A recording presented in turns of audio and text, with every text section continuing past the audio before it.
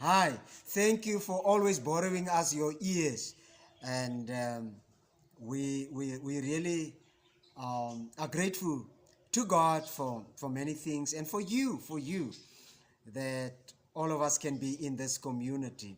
You are truly a tremendous blessing to us. You know, I woke up this morning, dear, with a scripture passage that um, I think every time when I read it, it sort of perturbed me to the core, and and really encourage me, exhort me to love and walk uprightly. But let me share the passage with you. I'm sure it's familiar. You probably know it by heart. It's recorded in Matthew, the Gospel of Matthew, chapter number 7, verse 22 and 23. Really look at verse number 23. 22 reads, "Many will say to me on that day, Lord, Lord, did we not prophesy in your name, and in your name drive out demons and perform many miracles? Then I will tell them plainly, I never knew you. Away from me, you evildoers." Wow. What I noticed in the passage, that the recipients of these words, the speaker, the Lord Jesus Christ, and his hearers, were not people who were unchurched, or people who were in the clubs, and people who were in the taverns, and people, you know. He was addressing church folk. Do you see the same thing there? I see the same thing. I see the same thing because where he says, I never knew you. Because a lot of times we say that we know God.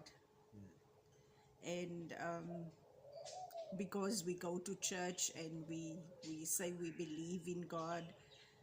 But when the question I'm sitting with is, does God know me? Wow. What a great question. I can claim to know God. Yes, I know God. I know him. But the question you're asking, does Does God God know know you? me? Yes. The passage here, he says, many will say, Lord, in your name we drove out demons. In your name we performed miracles. So he was speaking here to clergy folk, to leaders, to, to prophets, to believers, to people in the church, those who are preaching, who are praying for others, laying on hands, performing miracles, speaking in the name of the Lord, preaching. He was talking to them, not to ungodly unbelievers. He said, you in the house of the Lord, you will come to me and say, Lord, in your name did we do 1, 2, 3, 4. And then verse 23 says, but then I'll say to them, I never knew you. That when we look at that, I never in the Greek, there's just that verse. It gives the idea that you never belong to me. I don't recognize you. Go away from me, you evildoers. I'm just looking at this. This must be, these people must have been people who had done things not for God. They did things in the name of God for themselves. They preached, they wanted all the positions and the titles, but it was all about themselves. And Jesus said, you were just about your own business. I never knew you. I don't recognize you. You were never part of me because your motives were not pure. It was not about my kingdom for you. It was, you built your own little kingdom. It was just about your utopia.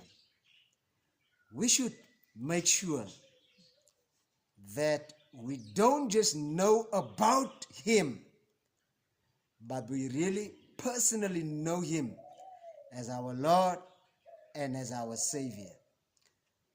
Let's not shoot a miss.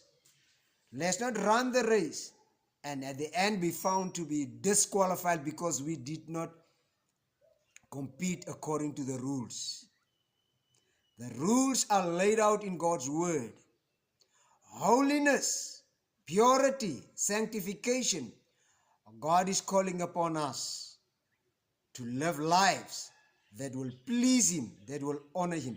People who will really live for God, sacrifice, put aside their own agendas and all things and glorify God first. This passage is not to them. This passage of scripture is to those who go about things for themselves, to glorify themselves, who bring schisms and division in the house of God, who are just about the titles and all of these things. We should run the race, run it well. We should fight the good fight of faith, and we should finish this. But let it all be about Jesus. Amen. It's only what we do for Christ That will last. that will last.